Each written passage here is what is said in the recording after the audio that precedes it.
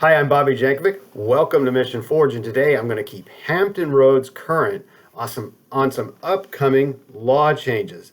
July 1st is coming around the corner. But first, don't forget to comment, like, or subscribe to my YouTube channel if you find this information interesting. So July 1st is the day that many laws in the state of Virginia, the Commonwealth of Virginia, take effect from the legislative session that took place earlier in the year. There's a ton of laws that came, a bunch that didn't make it. Some of those have to do with real estate, and I've read through a bunch of them. I've listened to some podcasts about them, and I've chosen 7 that I feel like you might want to know about. And I encourage you to source these things yourself. You can do so at Virginia Realtors. Some of this information is available to the public. Others of it you have to log in for, but I believe most of this you can consume whether you're a member of the Realtor Association or not. And also they have podcasts that are short and easy to listen to.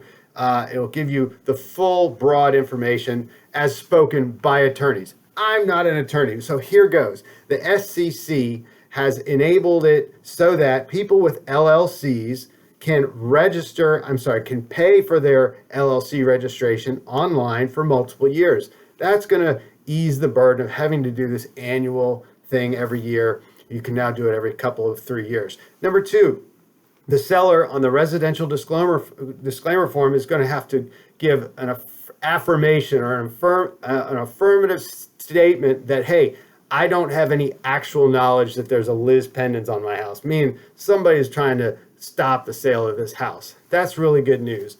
Number 3, on the summary of rights, the seller is not going to make any actual representation about the lot lines of the home or parcel that person is selling. Really good information for you to know if you're representing a seller or a buyer. Number 4, earnest money. If that earnest money is being held by a third party, say the closing attorney or the title company, and you as a real estate agent come in possession to deliver it, you have now an obligation to deliver that within 5 business banking days. Probably best, if you're not holding it, not to put your hands on it. That's just me. Go ahead and talk that one over with your broker. Number 5, DMV. Now, if you've ever sold a mobile home, manufactured home, you know you can get some hang-ups on what the status is. Is it real property? Is it a vehicle? Well, the DMV is now obligated under law, or will be, to be forthcoming with information relevant to these situations. That's good news if you're doing a lot of business, especially in the counties that surround our urban centers, because a lot of mobile home transactions take place out there. Number 6, your home inspections, because of your home inspectors, they're going to have to make representations on the smoke detectors and whether or not they are in good working order.